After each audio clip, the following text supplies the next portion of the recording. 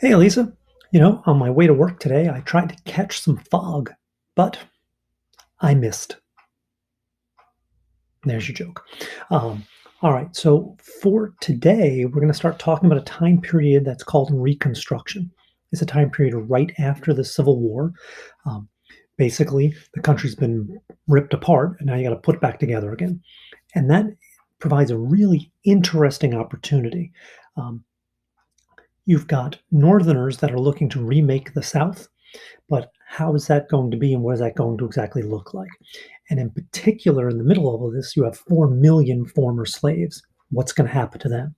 So this is a moment of tremendous opportunity, a chance to get some things right. Um, but as you'll see, it's not going to work out that well. So Reconstruction represents this almost moment in American history where we could have had some real racial reconciliation, but unfortunately, it doesn't quite happen. But why, right? And that's something we need to look at. And what you'll see is because there's just too many major players in this. You have Congress and what they want to do. You have Lincoln and what Lincoln wants to do and his views.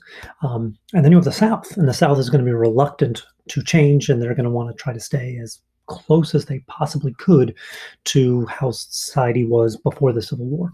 So you have all these pulls and pushes, and of course, these former slaves, these freedmen, are caught in the middle of it. And initially, it looks very promising for them, but unfortunately, as history plays out, it's not going to work out for them. And again, an opportunity lost. Um, so there's no additional homework tonight, but I have included an article written by Eric Foner, who's a tremendous historian of this time period. He wrote a short article um, that basically gives a synopsis of what's going to happen during this time period. So I'd like you to at least read that. There's no questions, so it's just kind of notes and for your knowledge and that type of thing. Okay. I hope all is well. Stay safe, stay smart, and I'll talk to you guys later. So now that the fighting of the Civil War is complete, next we need to talk about how the heck to put the country back together again. So Reconstruction is the time period immediately following the Civil War.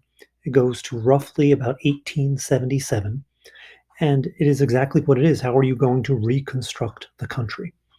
And as you're going to see, there's very many conflicting ideas on how to do this. Um, the Congress in the North, they're going to have their own ideas. Abraham Lincoln is going to have his idea, right? And then on top of that, you're going to have the South, who is going to be reluctant to any type of change. What the South, of course, is going to want is to basically go back to how things were, at least as close to as how things were immediately before the Civil War. Everybody knows slavery is over. Southerners accept that slavery is over. But Reconstruction is about what will Southern society look like, with the large question: what are you going to do with all these former slaves? There's over 4 million former slaves in the South. What will happen to them? So, in terms of the ideas on how to put the South back together and what to do about those 4 million slaves. So, Abraham Lincoln, as far back as 1863, in December of 1863, in his State of the Union address, says that individuals have rebelled, not the states. That is his opinion on this. And with that, the president has the power to pardon. So Lincoln's viewpoint, succinctly, is that secession was the action of individuals. Individuals have committed this crime. Individuals have done something wrong. The president of the United States can pardon those individuals. And Lincoln famously says in his second inaugural, with liberty for all and malice towards none. And so Lincoln, again, before the fighting is even over. In 1863, it doesn't even look like the North is going to win the Civil War. Certainly by March of 1864, when he says with liberty for all and malice towards none, March rather of 1865, the war is coming to a conclusion. So Lincoln wants to be forgiving. Congress, on the other hand, is led by a gentleman named Thaddeus Stevens. Thaddeus Stevens is a Republican. He's from Pennsylvania. He is what is known as a radical Republican. His viewpoint, as leader of the House of Representatives is that the South has rebelled, and the South, as such, should be treated as conquered territory. So Lincoln never viewed the South as a separate, independent government. Congress is going to view them as a separate country that was conquered. As a result of being conquered, the victors then get to determine what happens to the South. The South should be treated as conquered territory. Right? Those are the two ideas that you have on this. So, in a fight between Lincoln and Congress, Lincoln is going to win these arguments. Um, if anyone should want to be mean, if anyone should want vengeance against the South, it would be Abraham Lincoln, right? His election led to secession. This man's entire presidency has been defined by the Civil War. If anyone should want revenge on the South, it would be Lincoln. But if Lincoln is willing to forgive, then who is anyone else to hold that grudge? So, in a battle of kind of philosophies between Lincoln and Congress, Lincoln is going to win the day. Congress is going to try, though. And so, in early 1864, Congress passes a bill called the Wade-Davis Bill. And it states that 51% of registered voters of 1860, and you pick 1860 because that was the last census year. So if you get 51% of people who were eligible to vote in 1860, if you get those people to swear an oath of allegiance to the federal government, that state then can come back into the Union. So they could come back in, full privileges, just like they had before. It seems fair. Now remember, who is a voter? A voter is someone over the age of 21. A voter is male. A voter is a property holder. And a voter is white. And in 1860, there's a heck of a lot more of them than there are in 1864, or even in 1865, for that matter, because that made up the bulk of the Army of the Confederacy. And so a lot of those people on that list in 1860 have died. So finding 51% of a list in which a large number of them have died, it doesn't seem as easy as it looks on paper. Lincoln understood this. Lincoln vetoes the bill. But he liked the idea because, again, it deferred to the president, basically pardoning officials and letting them take an oath. Lincoln's good. We're good. So Lincoln likes the idea. He just reduces the number down to 10%. And again, in that fight between Lincoln and Congress, Lincoln is going to win. Congress then creates something called the Freedmen's Bureau, which was kind of the idea of William Tecumseh Sherman. The purpose of the Freedmen's Bureau is to assist these 4 million former slaves. And so the Freedmen's Bureau would be set up throughout the South. Former slaves could go to the Freedmen's Bureau. The Freedmen's Bureau would provide food, clothing, education. And the Freedmen's Bureau also had the ability to give 40 acres of confiscated land, as well as an excess government mule to these former slaves. So the purpose of the Freedmen's Bureau was to set up these former slaves, set them up with their own piece of land, set them up with some skills, set them up with food, clothing, a little bit of an education so that they can become self-sufficient. Now, again, this is not what the South wants. The South wants these former slaves to basically now become sharecroppers, to become sort of like slaves again. If the South is going to rebuild, their economy before the war was based on agriculture. They need these former slaves, these freedmen, to now go back and work that same piece of land they used to work. The Freedmen's Bureau gives them no incentive to do that. Instead, the Freedmen's Bureau is providing them with self-sufficiency. And again, that is not going to work in the South. And so the Freedmen's Bureau is passed in March of 1865. Of course, the war ends in April of 1865. And then shortly after the war ends in 1865, Abraham Lincoln decides to go see a play at Ford's Theater. And in going to see that play, he is assassinated by John Wilkes Booth, a pro-South gentleman from Maryland.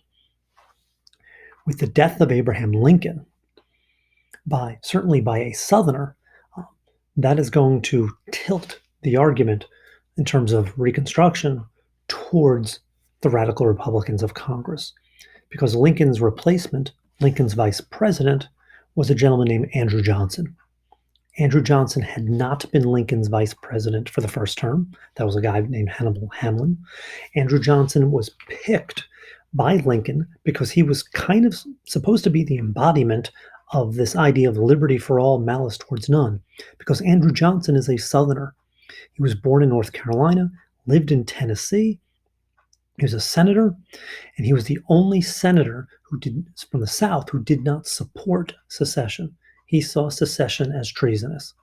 So he did not support secession. He's also a Democrat. Remember, Lincoln is a Republican. So Lincoln picks him to basically as a symbol to say, look, I mean it when I say this, that we're going to go easy. I'm going to be forgiving. And we want this period of reconciliation to go easy. He wants to go easy on the South. And when Lincoln is killed by a pro-Southerner, and Andrew Johnson then becomes president, and when Andrew Johnson then looks to continue Lincoln's policy of leniency, well, Johnson doesn't have the same credibility that Lincoln had. Of course, Johnson wants to be lenient. He's a Southerner. It also doesn't help that Andrew Johnson is blatantly racist. And so as a result, Andrew Johnson now is going to push back against the radical Republicans in Congress. And to make matters worse, that when Andrew Johnson becomes president, Congress is in a long adjournment. So Andrew Johnson becomes president in April. Congress does not come back into session until December, which allows Andrew Johnson free rein to pass any executive actions that he decides to in terms of Reconstruction. So as Johnson begins carrying out his pro-leniency plans for the South, Southern states begin reorganizing. And so Southern states create their own legislatures. They pass laws. These laws then are anti-freedmen. And these laws are designed to basically make former slaves wage laborers. These laws are designed to force these former slaves back into working for their former masters. So, for example, you have laws that basically make it a crime to be idle. You have laws that basically create contract labor on these plantations, former plantations. You also have laws that allow for these landowners to basically charge high, outrageous rents to their sharecroppers. Because once slavery ends, slaves, former slaves, stay exactly where they were. They have no place else to go, so they stay put. But they now have to pay rent when they never had to pay rent before. They now have to pay for their clothes and their food when they never had to do that before. They have to pay for farming equipment, which they never had to do before. And so their former owners are more than willing to provide all that stuff to them for a price. Well, these former slaves have no money to pay for those things, so they go into debt. You have to pay off your debt, and so these former slaves pay off their debts by working on that land. In addition, these former states now, former slave states, begin electing new governments. Who do they elect? But Democrats. Many of those Democrats served in the Confederate government. On top of that, without a 3/5 clause, now all of a sudden blacks are counted as equally in terms of representation, which means the South now gets even more representation in Congress. This infuriates radical Republicans who have to sit idly by and there's nothing they can do about it. Their solution to this is that they will use the votes of those former slaves to basically elect Republicans to try to negate these Democratic gains. And so once Congress comes back into session in early 1866, they pass a sweeping law called the Civil Rights Act. And the purpose of the Civil Rights Act is to negate all those state laws that Andrew Johnson allowed to happen. And so the Civil Rights Act grants basic civil rights, the right to vote, and citizenship to former slaves. Andrew Johnson vetoes this legislation, says it's unconstitutional, says it gives too much power to the federal government and takes power away from the states. Basically says it goes against states' rights. Congress doesn't care. They override the veto, which is easy for them to do since there's a large number of Republicans. And this then is going to become the pattern that Congress is going to pass legislation that looks to punish the South, and in punishing the South, lift up former slaves, while Andrew Johnson is going to pass legislation that supports states' rights. And this tug of war, this push and pull, is going to go on for the rest of Andrew Johnson's presidency. With Congress, because they have the votes, and thus giving them the ability to override those vetoes. And so this is the tug of war, this is the fight that we'll be talking about for the next day or so.